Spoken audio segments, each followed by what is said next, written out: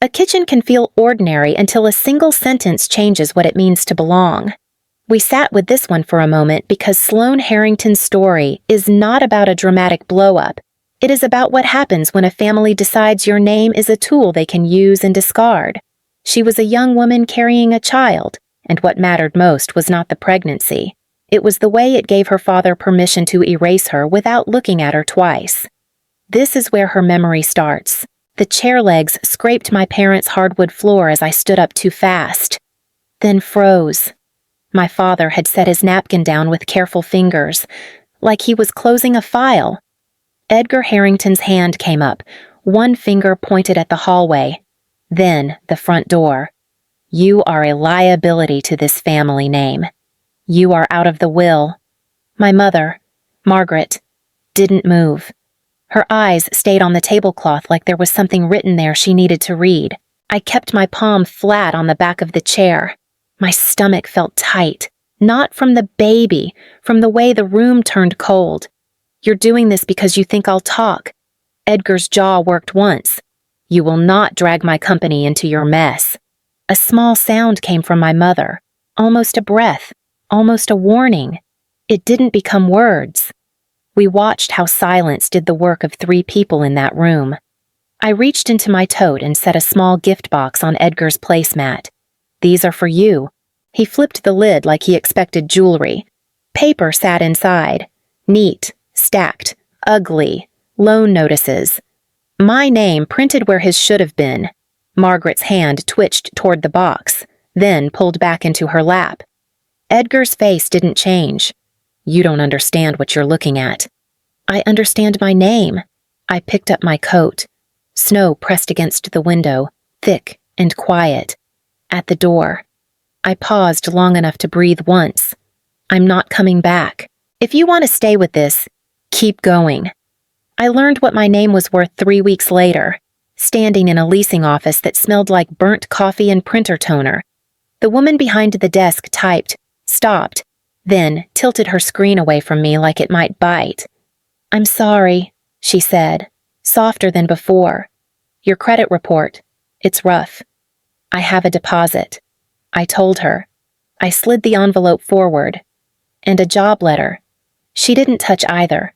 There are multiple commercial delinquencies. Guarantees? Ongoing. That night. I sat on the edge of a borrowed mattress and spread the mail across the floor. Same font. Same bank logo. Same mistake repeated over and over again. My name. My signature. Loans I had never touched. I drove back to my parents' house once. Edgar didn't invite me in. He stood in the doorway, coat already on. This isn't what you think, he said. Calm, practiced, it's temporary. You used my credit. I told him. You signed for it. He smiled like I was being dramatic. You were an officer. That's how business works. Margaret stood behind him, half hidden. Her mouth opened, closed. Nothing came out. I filed the affidavit the next morning. Identity theft. Dispute letters. Certified mail. The clerk slid the forms back and pointed to where I'd missed a line. Sign there. And there. It didn't fix anything right away. The account stayed. The damage stayed. But the paper trail began to exist somewhere other than my kitchen floor. That mattered more than I understood at the time. I slept in my car for a while after that, parked under streetlights, windows cracked, one hand on my stomach, reminding myself to stay upright. Just keep going. My mother didn't call. Weeks went by, then months. I stopped checking my phone for her name and told myself that was strength. Then one night, an email showed up from an address I almost didn't recognize. No subject line, just a sentence. I didn't sign them, but I saw when he did. I read it 3 times before my hands started shaking. I wrote back and deleted it, wrote again, deleted that too. When I finally sent something, it was only one line. Why didn't you stop him? Her reply came the next morning. Short, careful, like it had been rehearsed. He said it was temporary. He said you'd never know. I could picture her at the kitchen table, laptop angled away from the doorway, lowering her voice out of habit even though no one was there. Another message followed a few minutes later. An attachment. Then another. Cash flow summaries. Project timelines. Internal emails with suppliers. Things I had never been meant to see. At the bottom, one last line. I can't fix what I didn't stop, but I can send you the truth. I closed the laptop and sat still for a long time. Not crying, just breathing, letting the weight of it settle where anger used to live. The years after that didn't look dramatic from the outside. No clean breaks, no big wins, just work. A lot of it. My first real job came through a woman named Denise who ran a small construction claims office above a tire shop. She skimmed my resume, paused at my last name, then kept going like it didn't matter. You know liens, she asked. I know what happens when you don't file them. I told her. That got a nod. She pushed a stack of folders across the desk. Start with these. Call the suppliers. Don't promise anything. I learned fast. How invoices aged. How contractors stalled. How silence was a tactic. I spent lunch breaks on the phone disputing accounts, mailing letters, tracking responses on a legal pad because software cost money I didn't have yet. Credit came back slowly. One account cleared, another didn't. A bank sent a letter with the wrong date and I cried in my car for 10 minutes, then wiped my face and went back inside. Maeve learned to nap under desks. I kept crackers in my bag and a spare shirt in the trunk. We moved twice. Both times because the rent went up. I heard about Julian through people who didn't know they were delivering news. He was working for my father now. Operations. Titles changed. His number never did. He never used it. Once. After a long day. Denise leaned in my doorway. You don't work like someone passing time, she said. You work like you're building leverage. I thought about that on the drive home. About paper trails. About patience. About how long it took to put something back together once it had been taken apart on purpose. By the end of the 7th year, my credit wasn't perfect, but it was mine again, and that felt like standing on solid ground after a long, quiet fall. The emails didn't come all at once. They arrived in pieces, spaced out, like someone testing how much truth could be sent without being noticed. Margaret never wrote more than a few lines. Cash flow for the North Shore project is late. He moved the deadline again. Vendors are calling the house. Attachments followed. Spreadsheets, schedules, notes forwarded without comment. I learned the rhythm of them.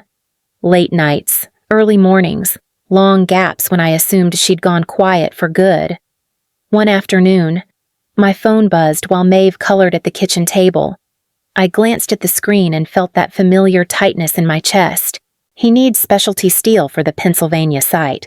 Tomorrow morning. I typed back and stopped, deleted, tried again. How do you know? The reply took longer this time. He doesn't lock the office door anymore. I sat down hard. Maeve looked up. Crayon paused. You okay? Mom, yeah. I told her, just thinking. More files came through. Vendor lists. Delivery windows.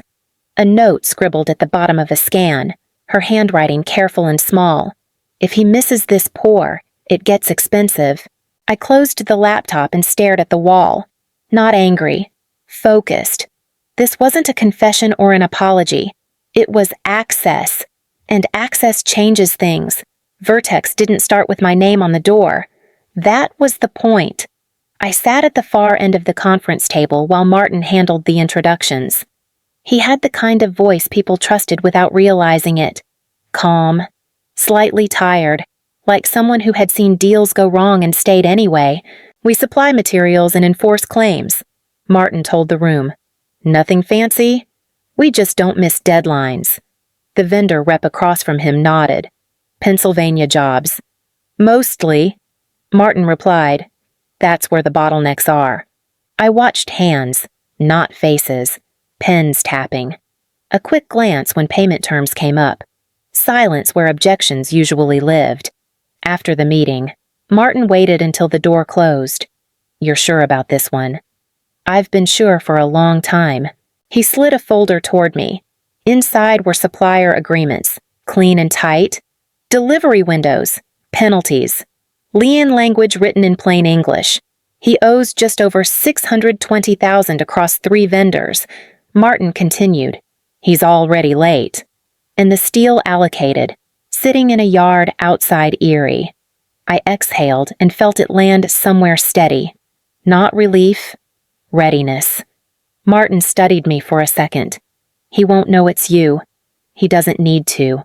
I said, he just needs to sign. That night, I tucked Maeve into bed and sat on the edge of the mattress longer than usual. She reached for my sleeve. Half asleep. Big day tomorrow. Yeah, I told her. But it's handled. I meant the meeting. I meant the paper. I meant the part of my life that finally stayed quiet when I needed it to. The conference room smelled like lemon cleaner and stale coffee. Someone had tried to make it look neutral. It never works. Edgar arrived first, coat over his arm, phone pressed to his ear. He didn't look older, just tighter. Julian followed a step behind, carrying a leather folder like it weighed something. We're already late, Edgar said into the phone, then ended the call without a goodbye. He glanced at Martin. Let's get this moving. Martin stayed seated. We will, but we need clarity first. Edgar dropped into the chair across from him. I need steel on site by 6 tomorrow morning. If that pour doesn't happen, the state fines alone will be brutal. Julian leaned in. We're not here to argue terms. We're here to keep a project alive. Martin slid a single document across the table. Acknowledgement of debt. Limited waiver. It releases the shipment immediately. Edgar flipped pages fast, eyes skipping lines. This locks us in. It locks the past. Martin replied, so the present can move. Silence stretched. I watched Edgar's thumb rub the edge of the paper. A habit. He always did that when he was deciding which rule to bend. Julian lowered his voice. If we miss this window, it's not just money. It's reputation. Edgar reached for the pen. You people don't understand the pressure we're under. Martin's tone didn't change. We understand deadlines. The pen scratched. Once, twice. Edgar signed. Julian followed. Quick and careful. The door opened behind them. Neither turned at first. I walked in and took the empty chair at the end of the table. The room shifted, like someone had opened a window in winter. Edgar looked up. His face stalled between recognition and denial. What is this? It's me, I said. Sloane. Julian's hand froze on the folder. His mouth opened, then closed. Martin gathered the papers and stood. Delivery is confirmed. You'll get a call from the yard in Erie. Edgar pushed back from the table. You planned this. I met his eyes. You planned a lot of things. He stared at me, searching for leverage that wasn't there anymore. The room stayed quiet, not triumphant. Just done. Julian waited until Martin left and the door clicked shut behind him. The room felt smaller without the buffer. This doesn't end the way you think, he said, keeping his voice low. You can still lose a lot. Edgar stayed quiet, watching us like this was a negotiation he might still salvage. Julian turned toward me. Courts don't care about intentions. They care about stability. Your past isn't clean. I felt the chair back against my spine. Steady. You haven't sent a single payment in 7 years. His jaw tightened. That's not... It's documented. I cut in. Missed support. Hidden income. You filed taxes that don't match your lifestyle. Edgar snapped his head toward him. What did you do? Julian didn't look away from me. You think this makes you untouchable? I think it makes your threat empty. He laughed once, sharp and humorless. You really want to drag this into court? I slid a folder across the table. He didn't open it. He didn't have to. He already knew what was inside. Edgar's voice broke the silence. Julian. Julian stood up too fast. The chair legs screeched against the floor. I'm done carrying this. He walked out without another word. Edgar sank back into his seat, smaller than before. "You're going to take everything." I gathered my things. "I'm taking what was tied to my name." He watched me head for the door, eyes fixed on the space I'd just vacated. The room stayed quiet after I left. The letter came on a Tuesday, plain envelope, no logo. I opened it at the kitchen counter while Maeve lined her shoes by the door. It confirmed what the years of paperwork and waiting had been working toward. My credit record corrected, my name restored, every line tied back to me. Clean and unbroken. I folded the letter and sat down, not relieved, not proud, just still. Maeve looked up. "Is that good mail or bad mail?" "Good," I told her, "the quiet kind." She nodded like that made sense and went back to her shoes. Margaret came by later that week. She stood in the doorway, hands clasped, eyes careful. We didn't talk about Edgar. We didn't talk about the papers. She watched Maeve draw at the table and said, softly, "She looks like you did." I know. That was enough. When she left, I pinned the letter to the corkboard above my desk. Not as proof, as a marker. A place where something ended. For a long time. I lived like my name was borrowed, like it could be taken back at any moment. Now it sits where it belongs, on my work, on my child's school forms, on the quiet parts of my life. This is Sloane Harrington, remembering what it took to stop carrying someone else's debt. If this story stays with you, you know where to find the next one.